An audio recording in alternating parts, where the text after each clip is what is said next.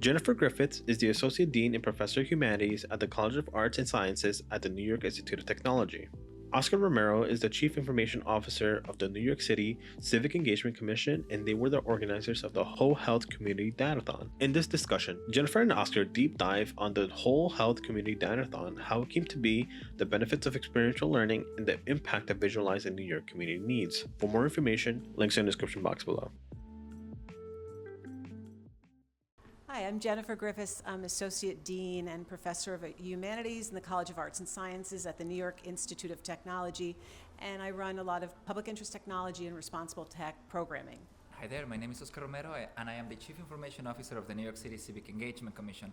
And to tell you a little bit about the People's Money, so the Civic Engagement Commission, founded in 2018 by ballot measure, was voted by New Yorkers that wanted to create an institution that was going to support participatory democracy. Among other things that we do, we founded the People's Money, the largest participatory budgeting program in the history of New York City.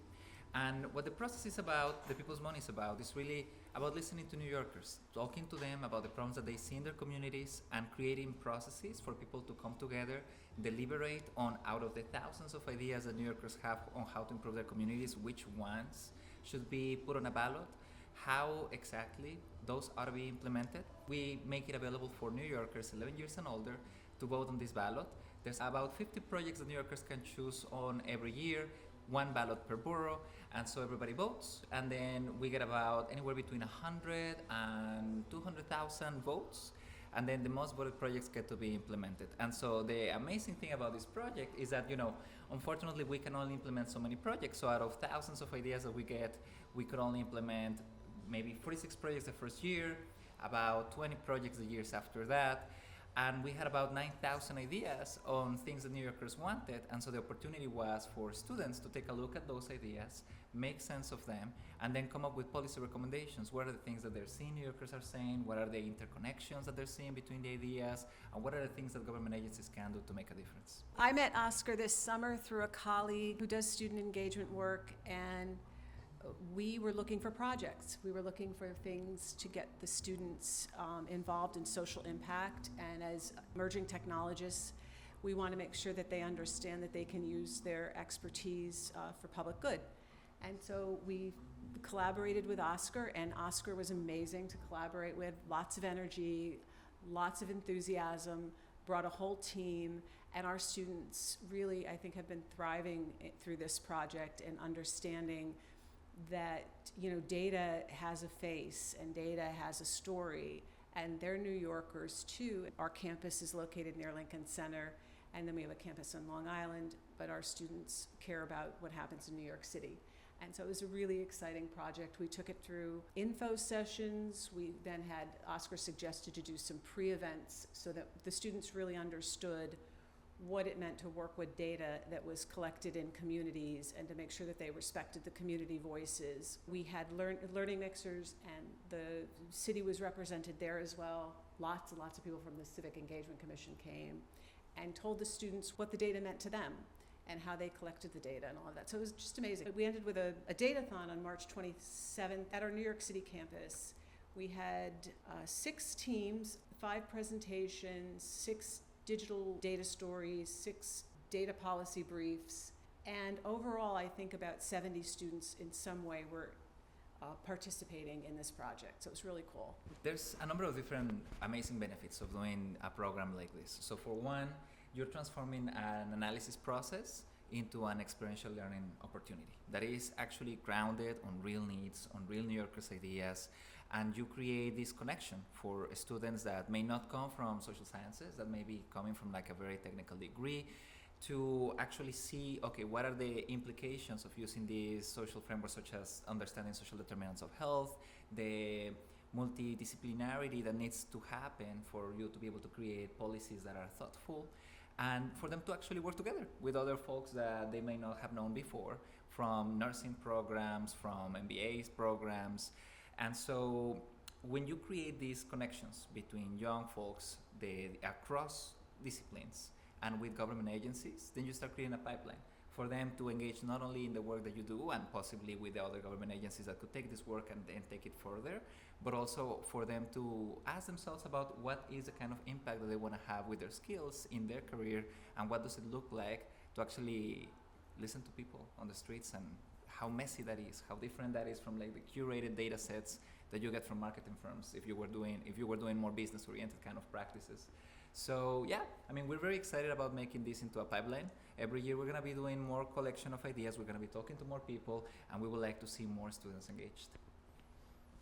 Yeah, and we're here for it because we're really about the whole student, and so this allows us to put that in action, right? To put those words into something more meaningful and impactful. The main challenge is we're commuter campus primarily, and so students have really complicated schedules.